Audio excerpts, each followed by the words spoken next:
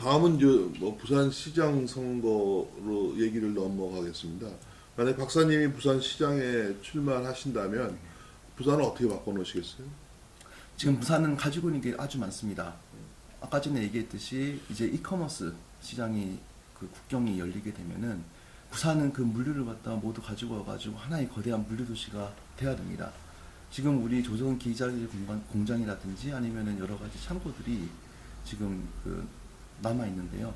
그걸 스마트화해가지고 그 물건들이나 물품들이 나가는 것을 적절하게 그리고 효율적으로 저장을 하고 또 그것들이 바로 이제 해외로 배송될 수 있는 그런 이제 물류 종합 시스템이 되면은 그것이 바로 이제 부산이 제2의 이제 도약을 할 수 있는 계기가 될 것이고요. 두 번째로는 우리 부산은 아직까지 배울 수 있는 공간이 많이 없어요. 예를 들면 AI라든지 딥러닝이라든지 알고리즘 배울 수 있는 것이 없고 뇌과학과도 없습니다. 젊은 사람들이 부산에서 떠나는 이유가요. 82%의 젊은 사람들은 부산에 살고 싶음에도 불구하고 배울 수 있는 곳이 없고 일할 수 없는 곳이 없기 때문에 나가는 건데. 그래서 지방이 뭐 부산 같은 데가 발전하려면 네네.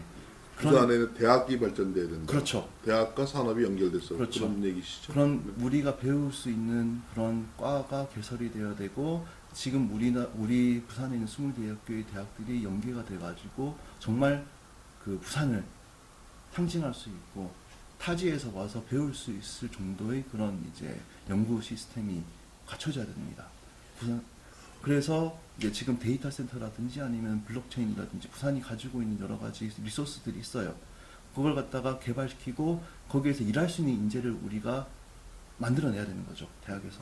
그러면 이 친구들이 대학에서 그런 여러 가지 4차 산업에 필요한 정보를 지식을 배워서 일을 갖다가 할 수 있는 공간이 또 우리 동시에 이 부산에서 만들어지면은 일자리와 그리고 젊은 사람들이 떠나지 않는 것 두 가지도 충분히 할 수 있고 새로운 4차 산업의 또 메카 도시로 될 수 있다고 봅니다. 부산에 판교 여기 분당 근처에 있는 판교 IT 단지 같은 것이 생기지 못하는 이유가 뭡니까? 안 하는 겁니까? 못 하는 겁니까? 처음에 제가 말씀드린 것 중에 하나가 있는데요. 네. 하고 싶고 하려고 했으나 제대로 잘 되지 않는 이유가 뭐냐면은 인재가 서울에 다 몰려있기 때문입니다. 네. 쉽게 말하면 서울에 있는 사람들이 대학을 마치면 그쪽에서 직장을 찾지 부산에 내려와가지고 직장을 찾는 경우 많이 없습니다. 그 영국 같은 경우도 그 각각의 이제 예를 들면 옥스포드, 한국에서는 이제 뭐 옥스포드, 캠브리지, 런던대 몇 개를 알고 있지만 그 각각의 특화된 대학들이 각 지방에 있습니다. 그러다 보니 그 지방으로 학생들이 배우러 가고 그 배우고 난 다음에 그 주위에서 직장을 찾는 거예요. 그렇기 때문에 이 친구들이 배울 수 있는 공간이 먼저 있어야 되고 그리고 그걸 기반으로 해가지고 새로운 산업을 연계를 해야 되는 겁니다.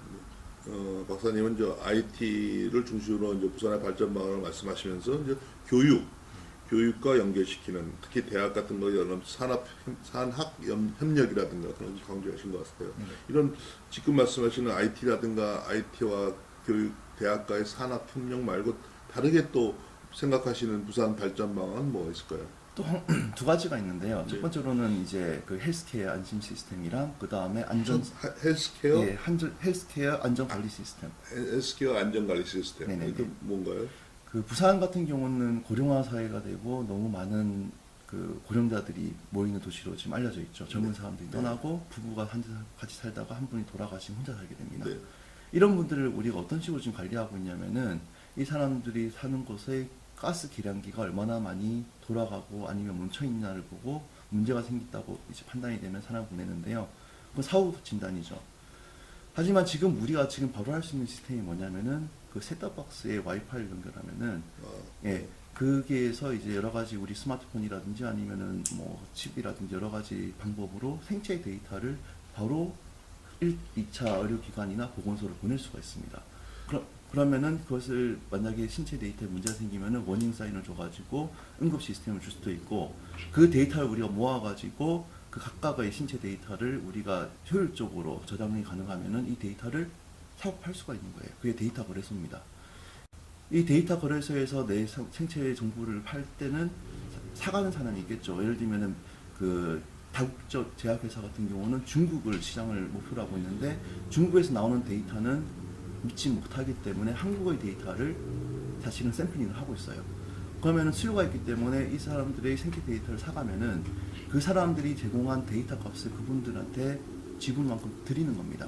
왜냐하면 그 사람이 데이터 소유권을 가지고 있잖아요. 네. 그러면은 고령자들이 세금을 쓰지 않고도 기본소득을 우리가 줄 수가 있습니다.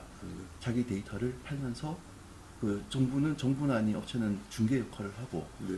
그 돈을 각각의 개인 계좌로 우리가 지분만큼 넣어주면은 그 돈으로 생활을 영위할 수가 있는 것이죠. 또 한 가지는 뭐죠?